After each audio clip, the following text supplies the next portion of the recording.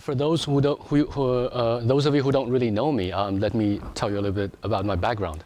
I was trained as a linguist, and in recent 2 or 3 years, I started looking at some translation and stylistic issues, and I'm trying to push that sort of toward along the cognitive linguistic research line.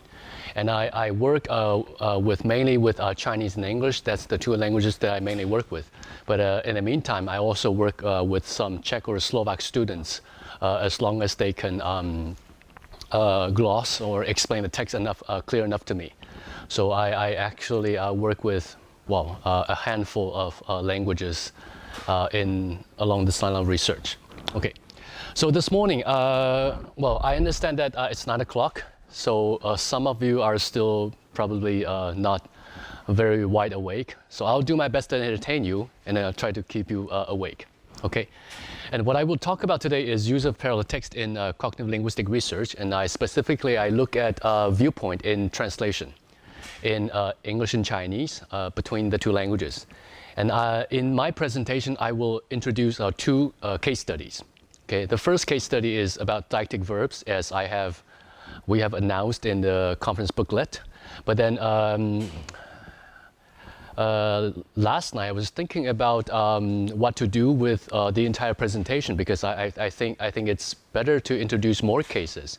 So I have added one more about use of punctuation, conjunction, and narrative schema in translation. Okay. So for those of you who do not know much about cognitive linguistics, not much about what we do, we're interested in the study of natural language as a mental phenomenon, okay? Which means we're interested in seeing how humans use language to create understanding, okay? And the enterprise basically started as a reaction to Chomsky linguistics in the 1960s, 70s, which did not pay much attention to meaning. But as cognitive linguists, we're actually obsessed with meaning, and we care so much about that. And then we're interested in also knowing how much universality and variation do we find cross-linguistically about how language is used to create understanding in real use. Okay, so here I quote Edward Sapir's very famous passage: "No 2 languages are ever sufficiently similar to be considered as representing the same social reality." And this is the central theme that my presentation will be evolving around. Okay, I would like to look at how exactly languages differ in representing the same social reality. Okay, and there's a systematic methodology to it.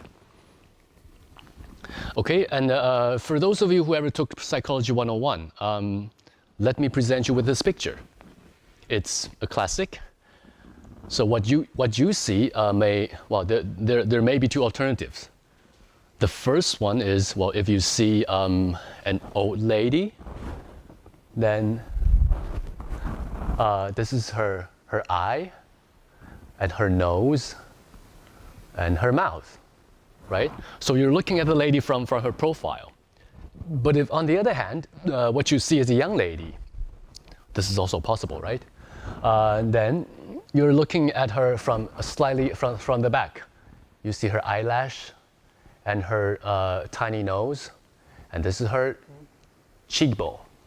Yeah? Okay, so this picture is very important both to cognitive psychology and cognitive linguistics. It has very deep meaning, because it tells us that the meaning of the picture actually resides in the way we see the picture. Okay? And let me show you another classic example. What do we see? It's a glass of water, right? And tell me what kind of water it is. Some people say it's half full, half empty. It's a matter of how you see it, right? So yeah, if you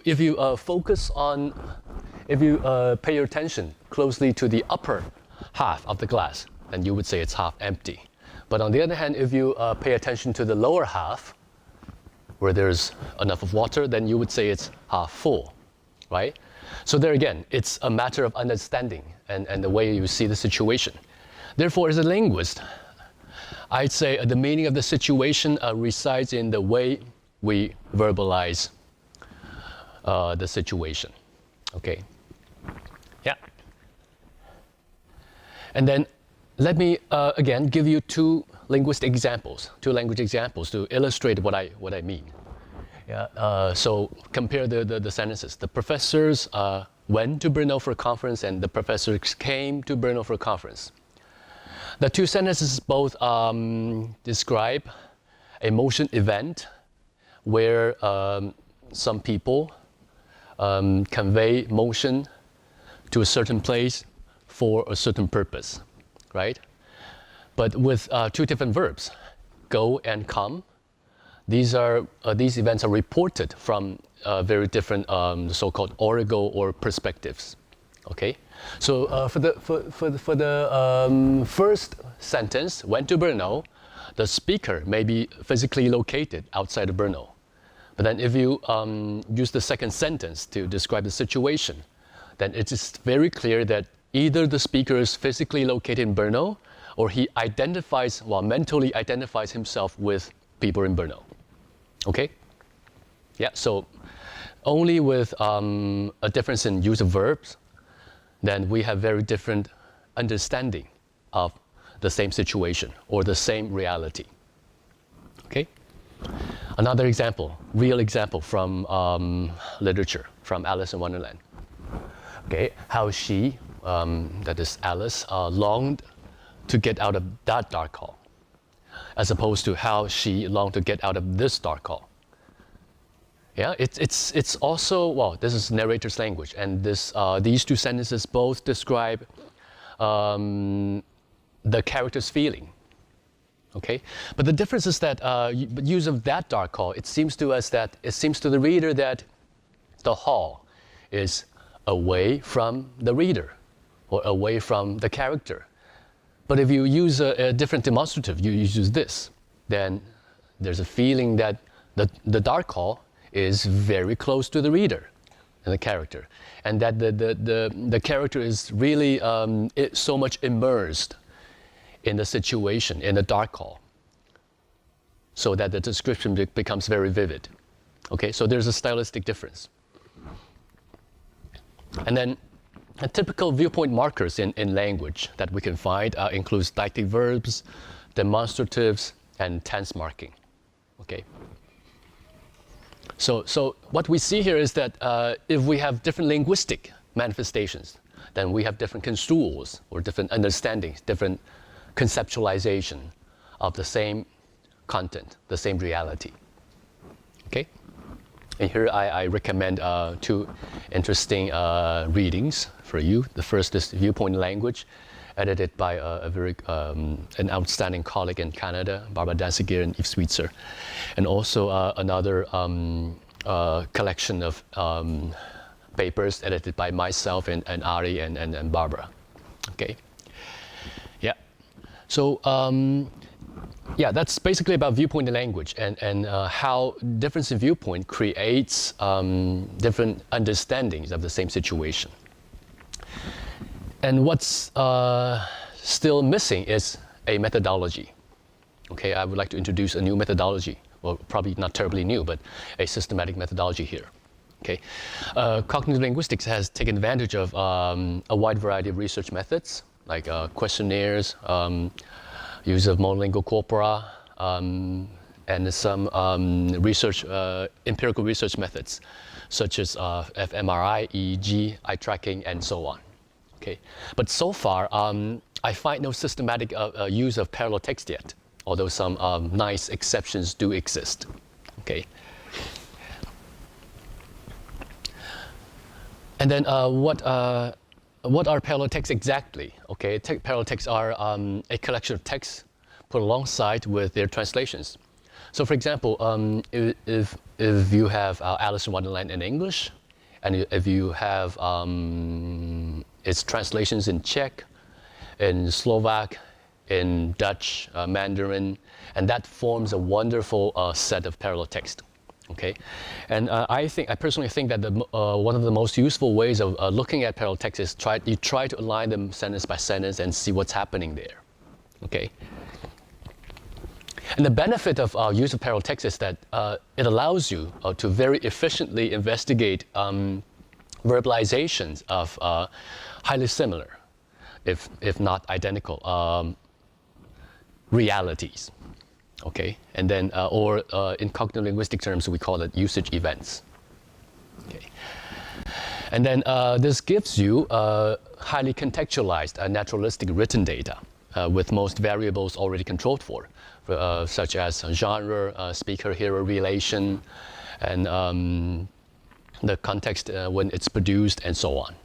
Okay, and I suggest use of world masterpieces for various reasons. Because first, you find translations in various languages, and then there's a likelihood that there's more than one version in a given language, because, well, translators are usually very interested in translating nice works already done by other people. And also, so this gives you an opportunity to look at intra-language and inter-language variation in that work. And also a very good reason is that commercial translations are usually very often carefully checked by the publisher for the quality of language. So the quality of language production is for sure very high. Okay. And well, another a very good reason is for your convenience as a researcher, because for some published texts, it is possible to find electronic version, so that you can just very readily put that into your database and you can build up a very useful corpus of yourself. Okay. So my methodological concern is that what does use of parallel text give you? What does that tell us that other methods cannot? Such as use of monolingual corpora, comparing a corpus of Spanish and a corpus of English. Okay, what does use of parallel text give you? Okay, and then what does this finding tell us about how languages differ, especially in terms of representing the same social reality? Okay, so here I in this presentation I'll give you two case studies. The first one is well, I study a novel originally written in Mandarin Chinese, and it's been translated to English. But there's only one target text. Okay, and I look at the use of deictic verbs in the translations. And in the second case study, I introduce use of multiple target texts, where I used Alice in Wonderland in English, and it's 4 published Mandarin translations. And I will introduce the narrative schemas across languages and how they differ. Okay, so first is the case of deictic verbs across languages. And then in this case, I specifically focus on Mandarin deictic verb, meaning come, which is 来. Okay, I'll very quickly read that for you. 前边黄河牌载重卡车的驾驶员从驾驶室里跳下来 It's here. Okay, 站在路边恼怒地看着他. Okay, here you have a feeling. The function of the deictic verb here is to give you a construal of the situation being reported from the perspective of the character or the narrator. Okay, so the same event or same reality of the driver jumping out of the cab onto the ground can be alternatively verbally represented using the deictic verb 去. Okay, 前边黄河牌载重卡车的驾驶员从驾驶室里跳下去，站在路边恼怒地看着他. This constructed example, it's my invention. Okay, gives you a construal where the scene, the event, the reality is reported from the perspective of within the driver's cab. Okay. Right. So the same there again, the same motion event, moving a motion event from the cab to the ground with two alternative motion verbs, Deictic verbs, then two completely different conceptualizations. Okay. And then, yeah, the specific issues that I will look at in this case study is that how is a Mandarin passage that contains a typical deixis, such as lai, how is that translated into English? And is there any stylistic difference between the original and the translation in terms of viewpoint management? And then what kind of cognitive coordination does this deixis and its translated counterpart involve? And I choose a very a novel written by the Nobel laureate Mr. Mo Yan, which is entitled The Republic of Wine. Okay, I used the Mandarin version and the English version, translated by Howard Goldblatt. Okay, and I use only the first chapter of the work. Then you see, as I will show later, it's only one chapter, so the sample is very small.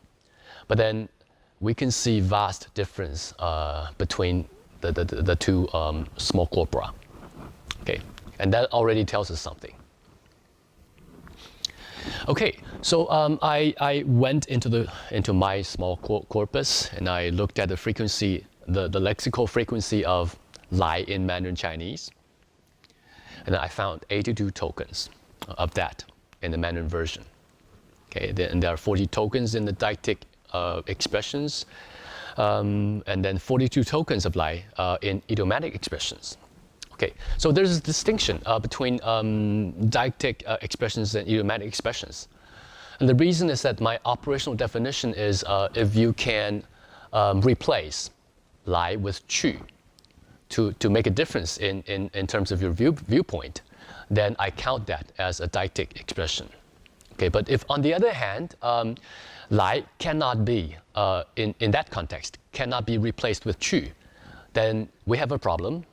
And then this is something that I, in the present study, cannot be looking at. So I count that as an idiomatic expression. Okay, and there are also similar cases in English, which I will show later. But for the moment, for those of you who don't speak Mandarin Chinese, remember these are typically idiomatic expressions. Lai cannot be taken away. Okay. And then since I'm interested in looking at viewpoint, I focus on the first category instead of the second. Although in cognitive linguistics, many people are much more interested in the second category when they study lexical semantics. Okay, yeah, and then I also went into the English part of the corpus, and I looked up the frequency of the lemma, come in English, okay, including comes, came, coming, everything, okay. And then what's very surprising is that I found only 16 tokens, okay, and among the in the 16, there are two, I also divide them into two categories. The first is Deictic expressions. Like I have said, you can replace come with go, and that makes sense, and it creates a difference in perspective. Okay, but the other category is idiomatic expressions, like he came up with the idea, or he must come down to earth. I think these are English examples that you can very easily have a grapple on. Right. Okay. So those Mandarin, those 42 tokens of Mandarin idioms are just like that. Okay. It's impossible to replace come with go. Okay. So, yeah, I'm also interested in the first category. Okay. So there's a vast difference. 10 in English, 40 in Mandarin Chinese. Okay. And then again, I looked at my data, and then I found that in Mandarin Chinese, in the Mandarin part, lai occurs predominantly as a resultative suffix in a resultative construction. Okay, that means some grammatical construction is at issue, and I will talk about this in the next slide. Okay, and these things account for actually 75%, which is 30 tokens out of 40 in the Deictic category. So this tells us an important thing about the constructional profile of lie. When lie occurs as a viewpoint operator, when that tells you something about viewpoint in discourse, it is attracted much more often to the results of construction than as a main verb. Okay. So the viewpoint moderating function of lie is very specific to its grammatical construction. Okay, and then by far we can see that a use of parallel text can tell you the distribution and frequency of translation equivalents in both languages when people verbalize the same reality, when they talk about the same event. Okay. So yeah, just a very quick side note. Resultative constructions in Mandarin typically has this constructional schema. It typically has a main verb like run. It's a motion verb, basically run, jump, or hop, and so on, or take, cause motion, or give, and so on. Okay. Followed by a directional complement, and then in the end we have a deictic element. Okay. So yeah, 跳下来 is a typical example where we have jump, down, and then come. Okay, that's the most basic. An alternative is to skip the directional complement, to have only send and then come. Okay, that's an alternative. Okay, but in any case, the deictic element occurs only as a small particle, as a small attachment to the main verb. Here I have lit, which is my own literal translation of what's happening in the Mandarin text. And then at the bottom, I'm showing you pt, which is the published English translation. Okay, so you can see in the published English translation, we don't have anything like come, this, that, and so on. Okay, so there's no deictic element that corresponds to lie in Mandarin Chinese. Okay.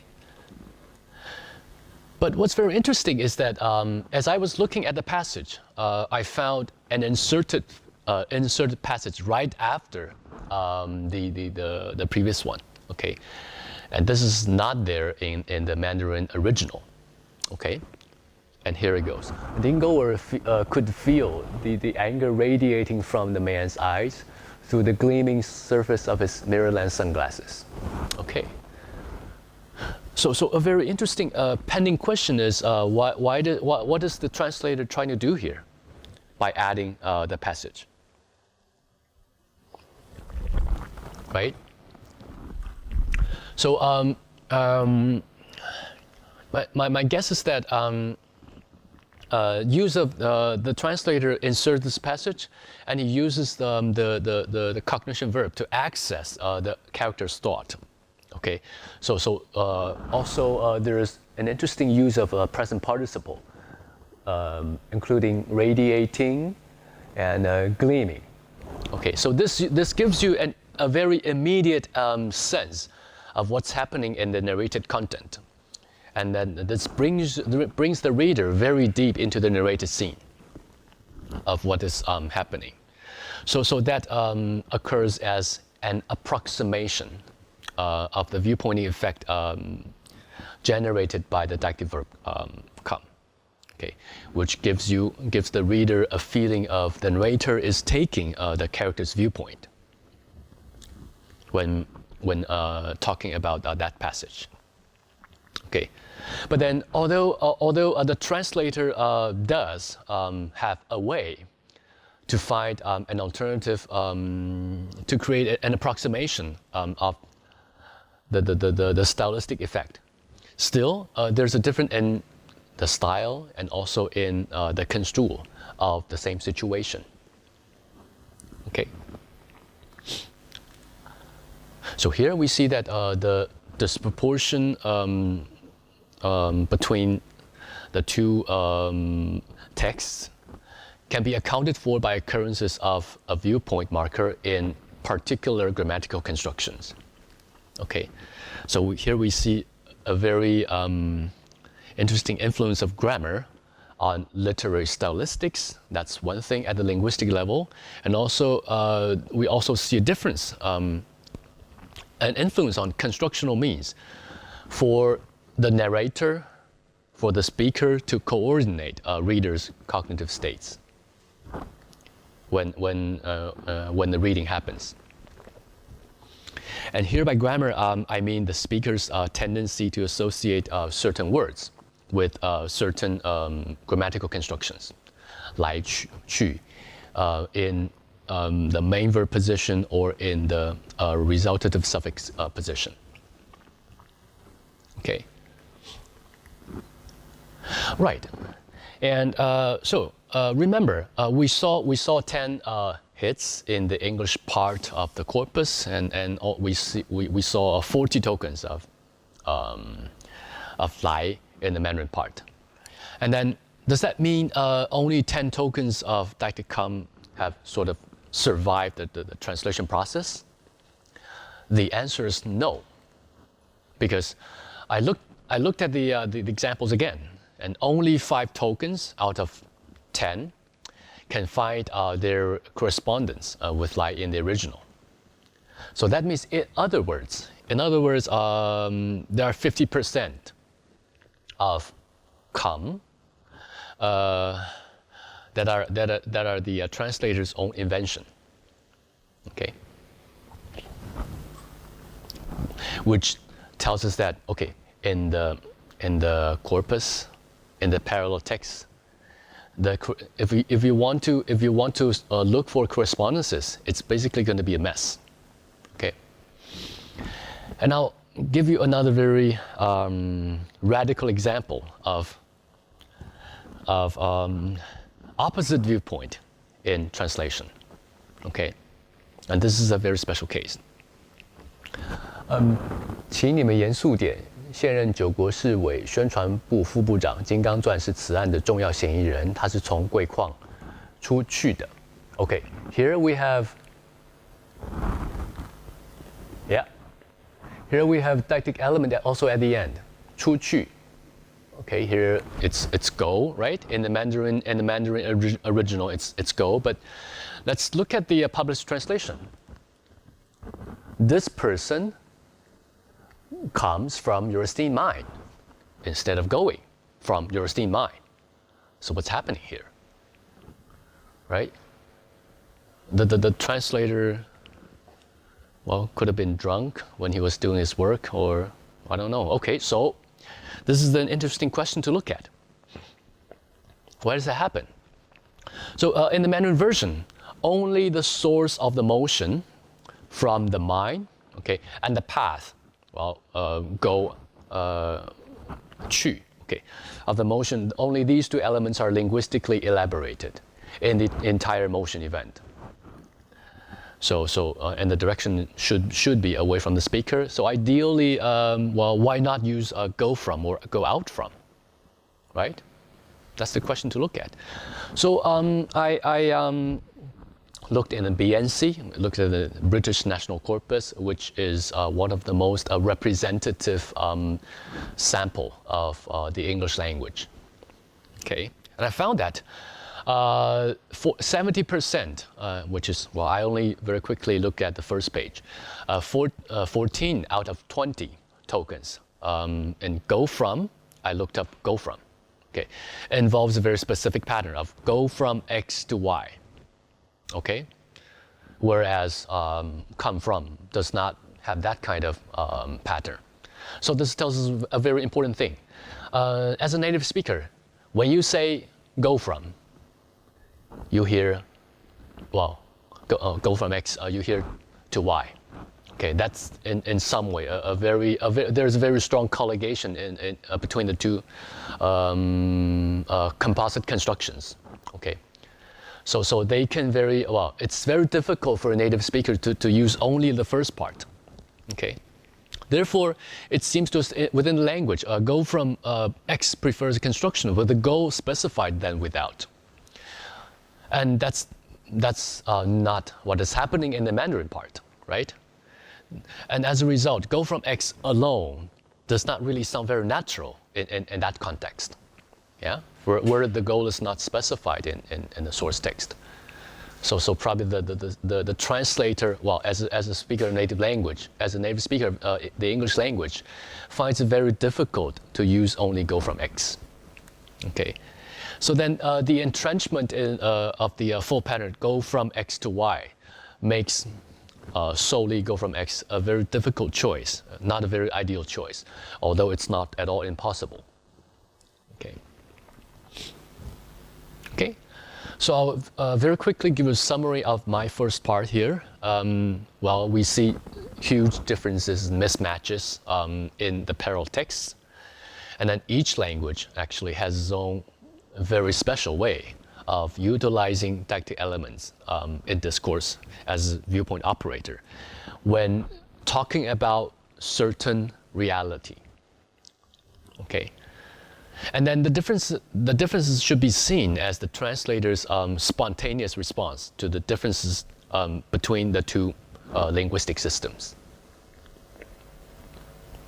And then, but then we can only make sense of the difference in the differences only when we see grammar as a system of cognitive routines with varying degrees of entrenchment. Remember, we saw go from X.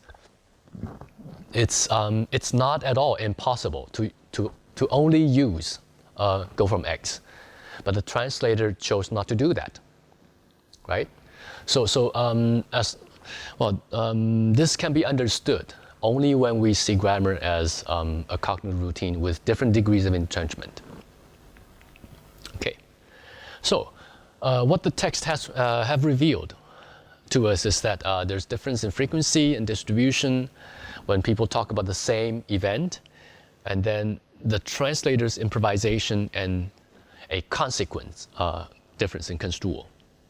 And what's most attractive to me, very interesting to me, is that the fact that the same reality sometimes may need to be presented from opposite viewpoints in different languages when the grammar dictates. Okay. Yeah. Okay. So the stylistic or narrative convention is grammatically bound and then highly conventionalized. Okay, so here above was my first part. Okay, and then in the next I will introduce the second part. Okay. Yeah. Okay. So I think since we don't have a large audience, we can have some interaction here. If you have any question, then I would be happy to answer for the first part. Or if not, then we can move on. So just, yeah. If you want, we could fire away. Or if you prefer to leave the questions till the end, then we could do it as well. Yeah. Okay. Right. So my second the second part of my presentation is about narrator and character viewpoint and the mixing a viewpoint in literary narratives. Okay. So suppose you hear a sentence by John last week. I'll be on time tomorrow. That's what he said. Okay. And how would you report it now to your friend or to your colleague? There are, well, from what I have come up with, there are at least 3 ways.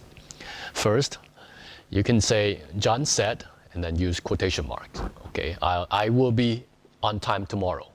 That's the first possibility. Or okay, you could say, okay, John promised that, okay, so here you're using a complement clause, that he would be on time the next day. Okay. And the first possibility is the direct discourse in in stylistics, and then the second possibility is the indirect discourse. But then you have we could have something in between. John promised that he would be on time tomorrow, right? So that's what people would call free indirect discourse, because you have mixed verbal representations. Because here tomorrow is a lexical construction produced from John's point of view last week, right? You're quoting him only on that part, okay? So when you use the direct discourse, you put you don't want to take any responsibility as the narrator or the reporter. You don't want to take the responsibility of the content reported. But on the other hand, indirect discourse, if you use this way to present the content of John's speech, then you mediate that from your point of view, right? So the speaker or the narrator takes most responsibility when reporting that event. And then there's some degree of variation between, okay? The extent of commitment is not that high in free indirect discourse. Okay. So the research issue that I'm interested in looking at is how do different languages verbally package the same effect, the same stylistic effect of mixing viewpoints in literary narratives. And I choose a very interesting text, which is Alice in Wonderland by Lewis Carroll. This is because it's famous for its juxtaposition of different voices, Alice's voice and narrator's voice.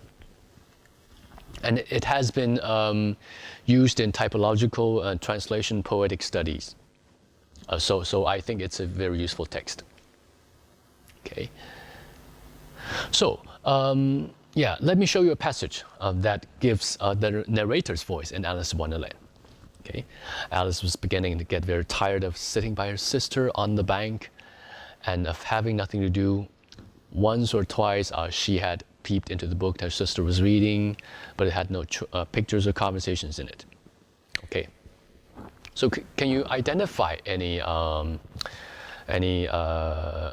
Alice's fingerprint there? Or the narrator takes the full responsibility? It seems to us that the narrator is taking full responsibility here, or a very high extent of the narrative responsibility. But if we continue reading, then we see this sentence. And what is the use of the book, thought Alice, without pictures or conversations? Okay, so now things start getting interesting. Okay, we're seeing some structural features that gives us some clue about Alice's involvement. Alice's involvement. First, because we see the presence of and. Why is this conjunction here? The typical function of conjunction is to join two things of equal importance, right? So presence of and seems to suggest to us that what precedes the conjunction is also Alice's idea, Alice's thought, right? Because here we see the quotation mark. So this is clearly Alice's idea, according to the narration, right? And we see that, the conjunction and is put in lowercase. So that means it is, indeed, the second part, what follows the conjunction, is indeed a continuation of what precedes, right? And then we see a comma here. Right before Alice's reported thought begins. Okay, so it seems to us that Alice's thought, it's also Alice's thought that precedes the direct thought. Okay. So if we dig deeper, there are some elements that makes the mixture possible. First is the flexible position of the reporting clause in English, because if we compare number 3 with my own construction of 3A, then we see, look at this. But it had no pictures or conversation in it. Okay, period. Alice thought, da da da da da da da da. Okay.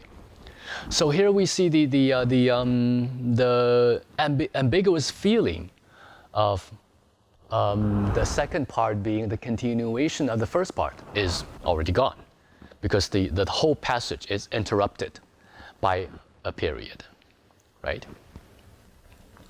We often use and as a discourse marker to begin the sentence, right? To begin someone's speech, right? So that means Alice's thought and narrator's language need not have any connection, right? But then I've also found another conjunction in the first chapter, right after after the two examples, the previous two examples, which goes, she felt a little nervous about this, okay, semicolon again, and this time a different conjunction, for. Okay, this cannot be a discourse marker, right? For cannot be used as a discourse marker in English. For it might end, you know, said Alice to herself. Also, okay, here, the reporting clause is inserted in between, and then in my going out altogether like a candle. Okay, so the structure that we see here is an inferential conjunction. That's not a discourse marker at all. Okay, for is also used in lowercase, and then use of semicolon, and then reporting clause again is inserted in between. Okay, so it seems to me that there is a narrative schema in the first chapter of Alice in Wonderland for the narrator, for the author to mix the narrator's voice with Alice's, which is first we have a full clause, and then after that, well, the full clause at the end, it has a secondary boundary mark, such as comma or semicolon, and then Alice's reported thought in quotation. Okay, and the reported thought always starts with a coordinating conjunction, and for, okay, and then first fragment. And then the reporting clause is inserted in between, and then followed by the second part of the reported thought. Okay, that's the schema. That's the pattern in the first chapter of Alice. But then a very important thing we should be careful is that the grammar of the English language plays an important role here, because the schema can work only. Well, it's because the sequentiality of elements is allowed, because the English language allows for the reporting clause to be placed in between the reported thought, right? The grammar allows the reporting clause to occur in the middle. And then user coordinating conjunctions is also important there, okay? And then we also see that the English language has its own typographic convention, which is use of letter case. That makes it the distinction between uppercase and lowercase is also at issue here. And also use of punctuation is also an important issue. Okay, and these things are especially, well, these things especially stand out when you compare the English language with a language which is typologically completely different from that, such as Mandarin Chinese. Okay, this is because in Mandarin Chinese, as some of you may know, in Mandarin we write in characters, we seldom, well, we don't actually have that much Romanized writing system. Okay, although we do have a phonetic system that represents the speech sound, but we don't use that in our daily writing, nor do we use that to create literature. Okay, so letter case is something that we do not use at all in Mandarin. Okay, and then from what I know, from what I understand of Mandarin grammar, reporting clause almost always goes at the beginning, before the reported content. Okay, it cannot be interpolated within the reported thought. Okay, right. Okay, so I have gathered some materials for translations by 4 translators: 赵远任、陈立芳、王慧仙，还有贾文浩、贾文渊. Okay, these 4 people, those are already published translations. Okay, so we can study not only inter but also intra-language variation. Okay, so what happens there? What happens in the Mandarin translations? Okay, first important thing is that, okay, in the 4 translations of example number 3, remember we saw before, none has the reporting clause interpolated. Okay, in all instances, in all examples, the reporting clause is at the beginning. So I'll show you some passages. Okay, so here we have the think followed by the complementizer, 想到, and then this is reported content. You see, it goes all the way till the end without interruption. Yeah. Also in Wang's translation, it's the same. 心想, okay, thinks in one's heart. And then again, the reported content also goes all the way till the end. Yeah? So the narrative, it seems to me that a narrative schema in English simply does not get through. Okay? So the author, well, Lewis Carroll, would be pissed off if he got to see all the translations. And then, yeah, the viewpointing effect is approximated by various lexical means in the Mandarin part. The use of yin, which literally means because, or use of demonstrative na, that. Okay, or use of emphatic constructions, yo, or ji ye. It's somewhat similar to neither nor in English. Okay. But the main idea is that there are various different construals, different understandings of the same text that are introduced in the translations. Okay, but nothing is identical with the English original. Okay, and then for example number 4, I also looked at its 4 translations, and then what's very interesting is that there are 3 out of the 4 that have the reporting clause interpolated. This is something that is very suspicious. I still need some further analysis. But then we see that such pattern is not found at all in the general corpus. And by general corpus, I mean a representative collection of data of Mandarin Chinese, like what we have in British National Corpus. Nothing like that is seen in the general corpus. Because I specifically looked up 想, which is a mental cognition verb.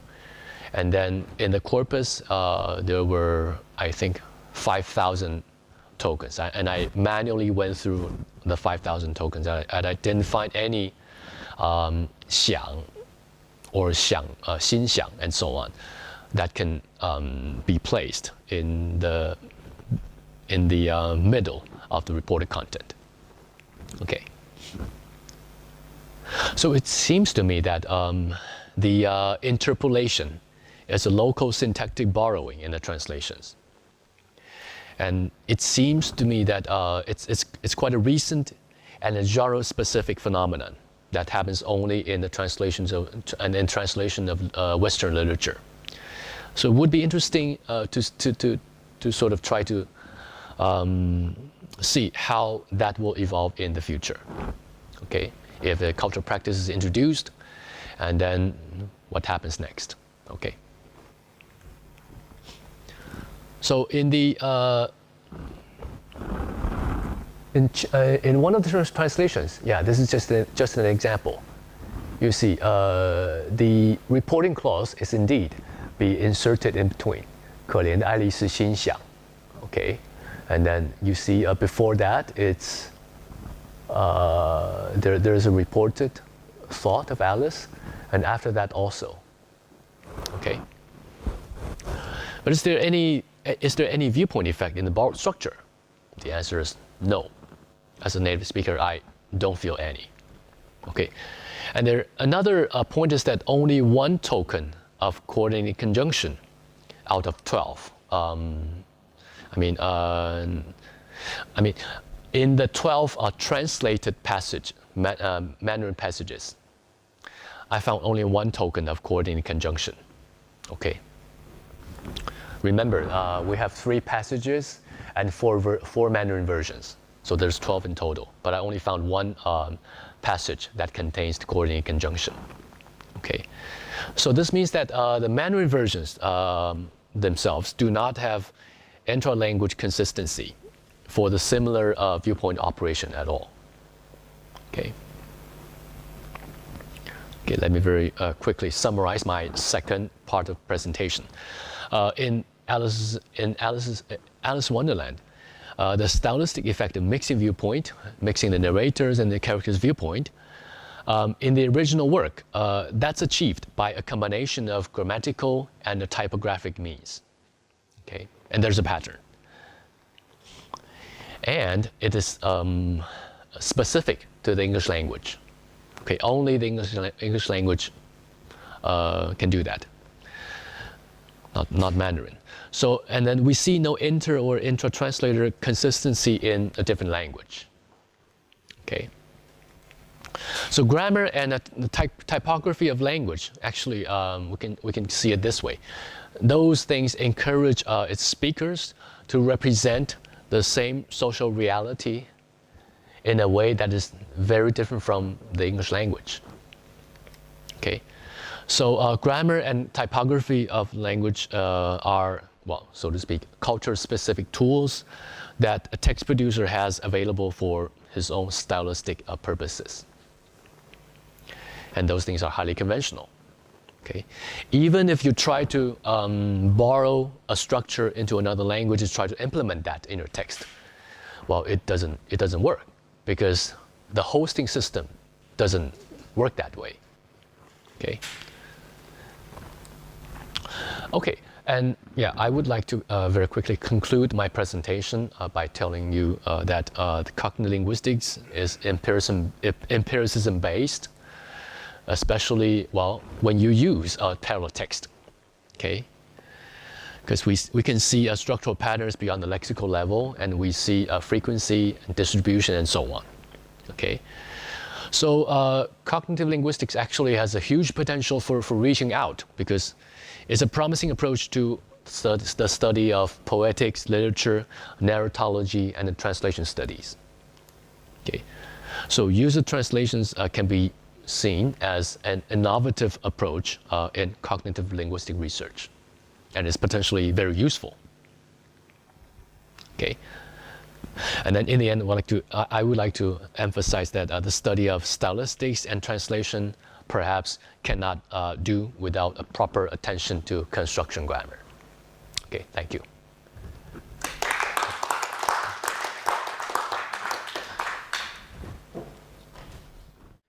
So we can start a discussion, so please ask your questions.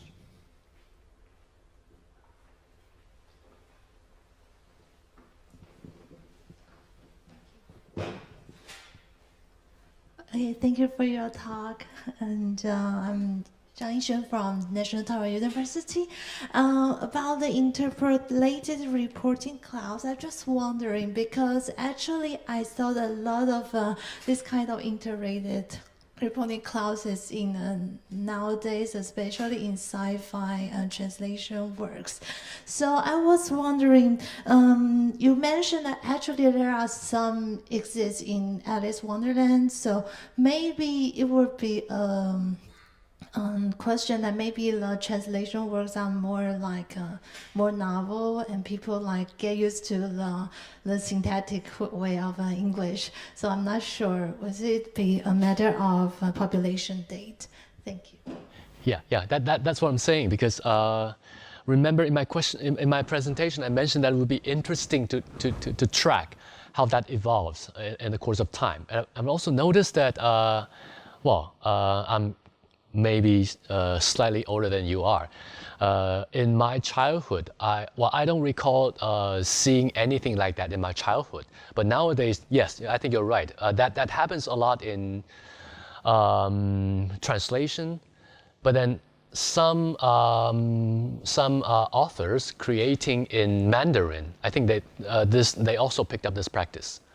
So I think this construction is now gaining popularity in Mandarin Chinese. So yes, and I think it would be interesting to do an empirical corpus study to see how it gets going. Yeah, thank you.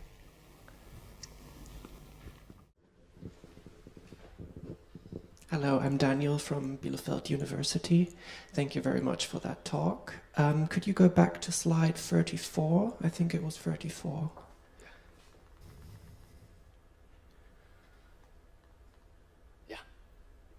Yes, right. I noticed there are two other interesting words in the quote of Alice. The one is go through and the other is it.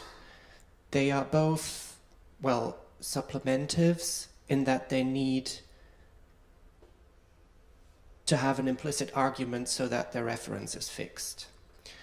And it seems that the doorway is the implicit argument for Alice's go through, and getting the head through the doorway is the referent or what needs to be supplemented for it to become a referent.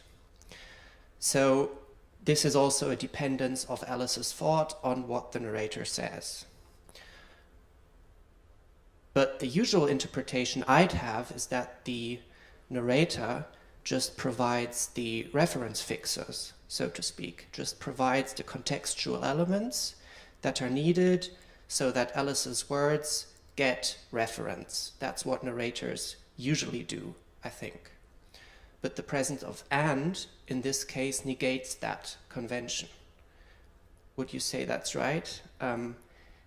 So there seems to be a conflict here between whether Alice really thought what the narrator says previously, and then the anaphoric reference refers to her previous thought, or whether the narrator just specifies the context of utterance and Alice's it and her go through just refer to what the narrator has specified to help the reader so that these words are provided with reference. Yeah. I think this is this ties in with the main idea that the narrator's language actually provides a continuation. Provides a way of continuing the idea. And then Alice's reported thought is actually a part of the whole passage. Yes. But he doesn't just specify the context, the utterance context, but the narrator specified what Alice has previously thought, so to speak. Is that right?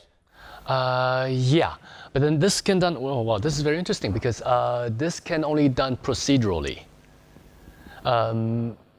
If you look at only this part, then you would not really suspect that this could be part of Alice's thought.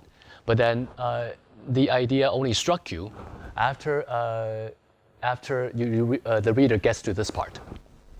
You see what I'm saying? It's procedural.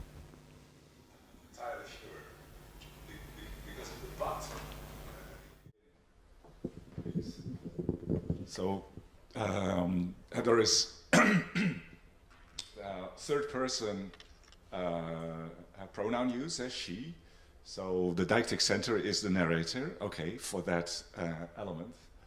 But content-wise, the contrastive conjunction but suggests that there is some contrast between books and sorry, we're not talking about the books. Sorry, we're a perception of contrast between the previous part and not getting her head through.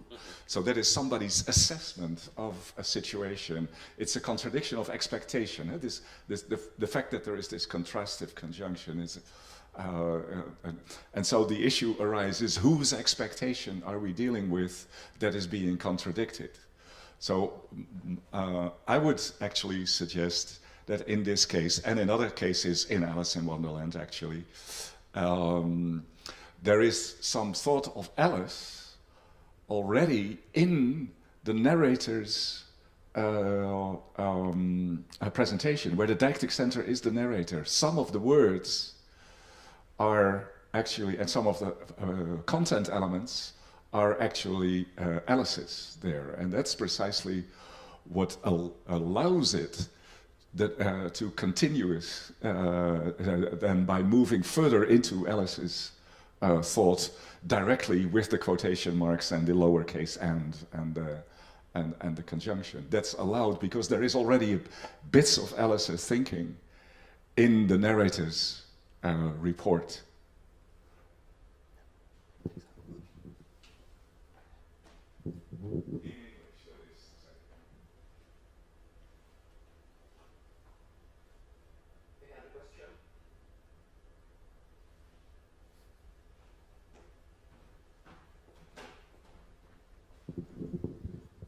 Thanks for your talk, Professor Lu. And because my thesis is related to the theory of control, so I'm really interested in the two examples you presented in the first part. That is, the professors went to Brno for a conference, and next one is the professors came to Brno for a conference. As we can see, the two descriptions are from different perspectives. And the first one is from the description from the spectator, maybe just a narrator not in Brno. And the next one is came to Brno, maybe from the perspective of organizer, like the Faculty of Arts.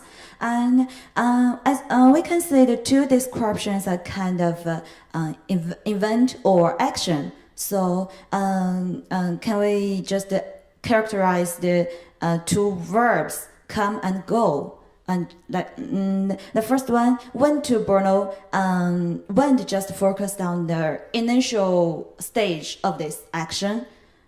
Maybe it includes just go, the starting and the process, and then just arrive. But went to Brno and just focus on the first stage. And while the came to Brno, maybe they just focused on the arrival, professor's arrival in Brno.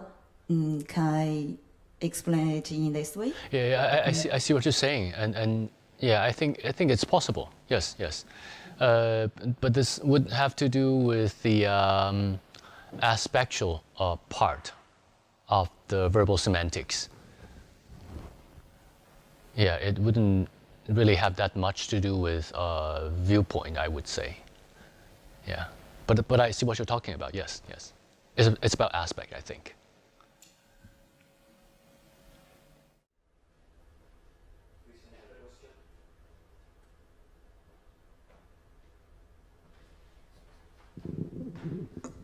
Just curious about one little thing, Wei-lun Lu, you mentioned with respect to the Republic of Wine that the translator inserted a complete passage, and it seemed quite. So could you tell a little bit more about that whole thing with the sunglasses and all that, because there is so much elements of content there that I was wondering.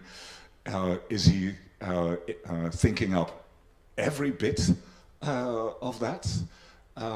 Or is he taking bits about sunglasses being mentioned in the Mandarin original and putting that in another combination? Or is he thinking up this? Is he doing this completely? So you know which example I'm talking about? Yeah, I do. I think it's here. Yeah. Yeah. Right.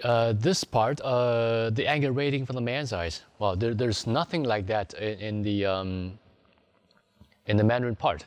But then there's also something that the translator misses out, which is this part.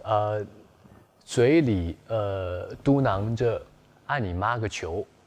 Yeah, this is obscene language, and I don't really know why he doesn't translate it, and probably it's a little bit improper, or he doesn't really know how to translate.